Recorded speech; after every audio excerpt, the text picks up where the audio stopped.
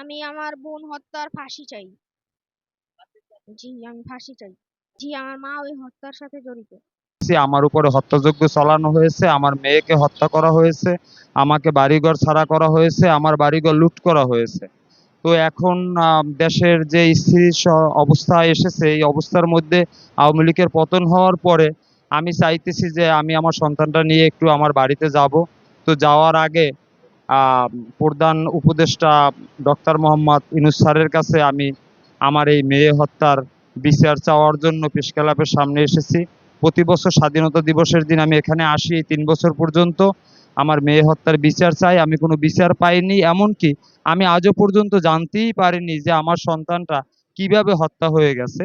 যদিও আমি পোস্টমর্টম করিয়েছি, কিন্তু পোস্টমর্টম রিপোর্টটা পর্যন্ত পাইনি, কারণ থানার কারসাজিতে আমাদের ওসি নুরুজ্জামান ছিল তখন। এই নুরুজ্জামান বিভিন্ন কায়দায় টাকা পয়সা খাইয়া আমার পোস্টমর্টম রিপোর্টটা পর্যন্ত দেয়নি। তাই আমার মতো অনেক হতভাগ্য বাবা আছে যাদের সন্তান হত্যা হয়ে গেছে, যারা আজও পর্যন্ত জানতে পারেনি যে সন্তান কিভাবে হত্যা হয়েছে। এবং ওসি আমাকে বিভিন্ন রকম হুমকি দিয়ে এলাকা ছাড়া করে দিয়েছে যাতে আমি মামলা পরিচালনা করতে না পারি।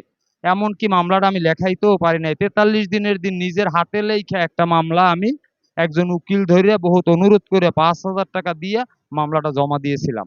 কিন্তু কিছুদিন মামলাটা জমা দেওয়ার পরে পিবিআইর উপরে তদন্ত গেছে, পিবিআই কিছু সময় তদন্ত করার পরে সরকারি চাপে পিবিআই তদন্ত থামাই রাখছে এবং ওসি চাপ দিয়ে আমাকে খুনের হুমকি দিয়ে এবং আমাকে জবাই করে আমার মাংস গরুর মাংসের সাথে বিক্রি করে দেবে, এ ধরনের হুমকি দিয়ে আমাকে মঠবাড়িয়া থেকে সরিয়ে দেওয়া হয়েছে।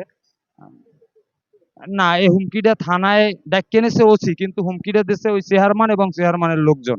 এরা থানার মধ্যে বই এই সন্তানের সামনে বলছে যে তুমি যদি মঠবাড়িয়া ছাড়িয়ে না যাও আর এই মামলা মোকদ্দমা চালান বন্ধ না করো, তাহলে আমরা জবাই করে গরুর মাংসের সাথে তোমার মাংস বিক্রি করে দেব।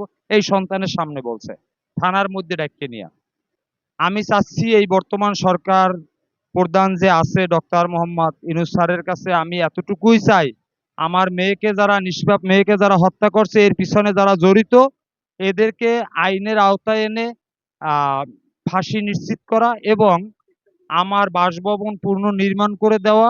আমার বাড়িঘর লুট করে নিয়ে গেছে, আমার ঘরের সমস্ত মালামাল লুট করে নিয়ে গেছে। তো আমি পুনরায় আমার এই সন্তানটা নিয়ে আমার বাসভবনে যেতে চাই। আমার সন্তানটা আমি লেখাপড়া করাইতে চাই, ওকে লেখাপড়া করাইতেছি, কিন্তু আমি রাস্তায় থেকে লেখাপড়া করাইতে পারতেছি না।